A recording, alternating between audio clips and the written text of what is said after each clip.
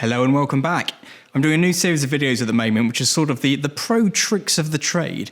And I recently posted an image on Instagram and everyone's like, where did you get the boxes from?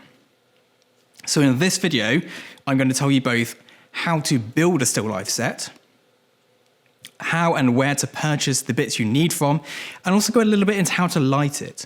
Now, for the majority of you who haven't seen the images, these are the sorts of images I was taking.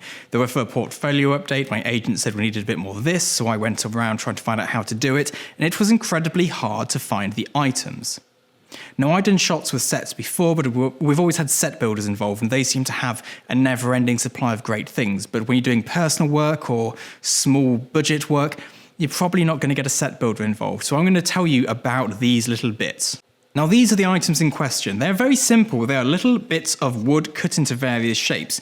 If you have any DIY skills whatsoever, you can probably make these yourself. They turn up like this with a white sort of coat, and then you paint them like so. And it's kind of that straightforward. Now, I'm going to pop a link in the description as to where you can buy these from. These are ludicrously expensive for what they are if you can do woodwork. However, if, like me, cutting something like this or making something that's an actual square is nigh on impossible, it's cheaper to buy them, because by the time you've wasted the wood, bought the tools, sworn, lost a finger and all that good stuff, you could have just gone and done it. So these are great. These are from Essential Photos. I don't know if they ship worldwide, but they definitely ship in the UK, and they're just called Still Life Boxes, Moggy. Well, Moggy joining me down there in the bubble wrap. Now, I own loads of these, literally loads of them. And they are quite expensive, but you can also just buy rectangular boxes meant for plants. And I'll pop a link to an Amazon link for those as well, because I've bought those in the past. They're like £20, whereas these are over £100 a set, which is a lot of money. But of course, you can paint them as many times as you want. Now, painting them, there's a bit of an art to it. If you have a spray gun and the space to do it in without causing chaos, go for that. That is the best finish you'll get. Don't use aerosol cans because they don't give a great even finish. You off, Mogs? Do not use paintbrushes because you'll spend forever trying to get rid of it. And when you use a roller, don't use these quilted ones. So rather than this quilted kind of fluffy roller, you want a foam one because it gives a much more even coat. You also want to buy expensive paint. You'll spend more time and more money putting layers and layers of cheap paint on than you will putting one layer of good paint on.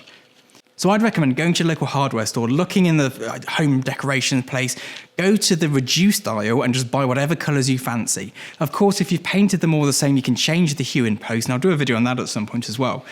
But yeah, pick a nice colour, paint them all and get cracking. Now, as well as making the boxes, we also need the place to house it in.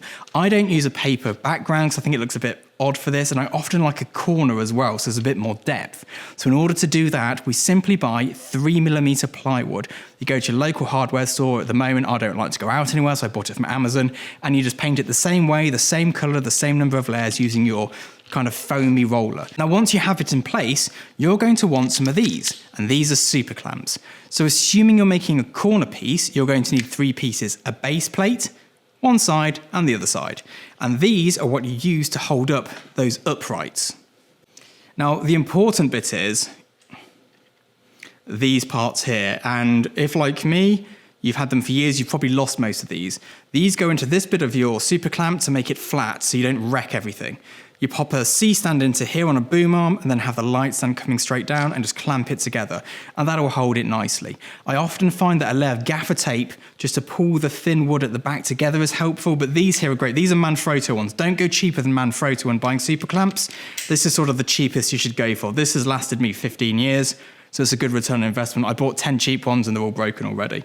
They're only a little bit more. If you've got the money, spring for like the Avengers, Matthew sort of stuff, but these are ample for what you need. Now, in terms of lighting these shots, once we've got a corner piece in place, we obviously come across some problems. And that is that you can't just have a light anywhere. And if you want gradation on glasses, it can get really tricky. So I've got a bit of time-lapse footage showing us working here. But the general gist of it is you need very directional light, because you want to try and make these shapes seem as 3D as possible. So assuming we've got the cube, like so, we might want it to be bright here. It'd be better if I did it in the direction this light's coming. So let me just kind of angle it. There we go.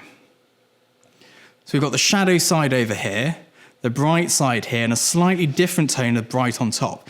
And having that gives it the 3D effect.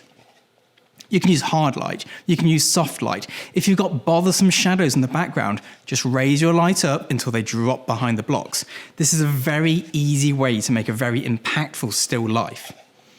Now, I've never been asked about these before, so I might be missing some information that you wanted to hear. And if that is the case, let me know in the comments below, and I'll make sure I do another video. I'm going to leave this video here running now with a bit of a time lapse of us working on this, and hopefully with that footage, you can get an idea as to how it is I worked with it, what we did, how we did it, what it looked like. Because sometimes just seeing that behind the scenes of where we put a reflector, I've got a bit of cat fluff floating in here, or where we pop in a flag or whatever it may be, can just give you that little bit of information that makes you go, ah, that is exactly what we need to do.